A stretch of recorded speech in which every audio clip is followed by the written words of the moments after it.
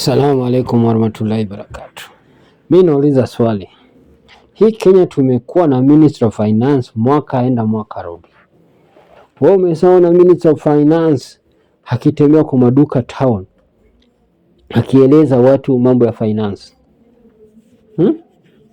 Umeshaona Minister of Finance akitembea kwa bunge wananchi akieleza watu wa mambo ya finance?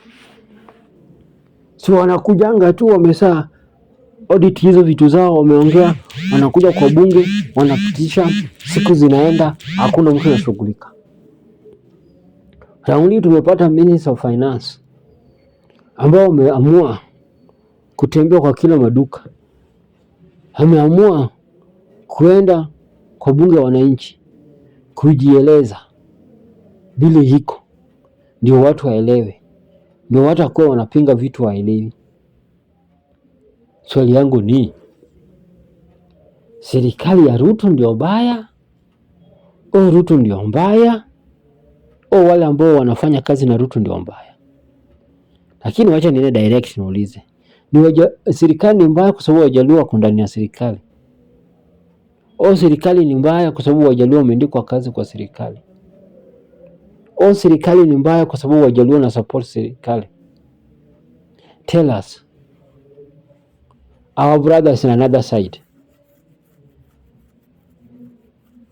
tell us, Kikuyu people, Mount Kenya people, Ruto ni mbaya kwa sababu anafanya kazi na Wajaluo au Ruto ni mbaya kwa sababu waandika Wajaluo kazi au Ruto ni mbaya kwa sababu Wajaluo na msupport au Ruto ni mbaya kwa sababu afanye maendeleo au Ruto ni mbaya kwa sababu ni mwizi au Ruto ni mbaya kwa sababu ya muongo? Tell us reason. Ruto ni mbaya kwa sababu gani? Kama Ruto ni mbaya kwa sababu ya mwizi, kwani kuna mwizi kuliko nyinyi? Kama Ruto ni mbaya kwa sababu ya siasa, kuna wasiasa wabaya kuliko nyinyi? Kama Ruto ni mbaya kwa sababu ya kiongozi, kwani kuna kiongozi wabaya kama group nyinyi? Kama Ruto ni mbaya kwa sababu hakuna maendeleo, kwani kuna wale hawajafanya maendeleo kama watu wenyu? Tell us, Ruto ni mbaya kwa sababu gani? Kwa sababu gani unachukia hii serikali? Unachukia hii serikali kwa sababu kuna wale hawafai kuwa kwa hii serikali wako kwa hii serikali? Au unachukia hii serikali kwa sababu vitu ulikuwa unapata imekatika? Tuambieni ukweli.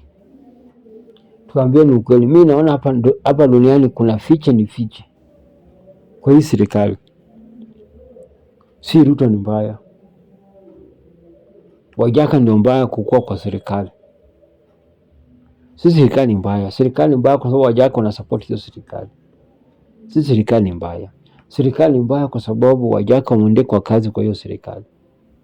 Si serikali ni mbaya. Serikali ni mbaya kwa sababu Wajaka wamesimama na hiyo serikali. Si serikali ni mbaya. Hata si finance ni mbaya. Finance bill si mbaya. Si mbaya. Ni sisi ndio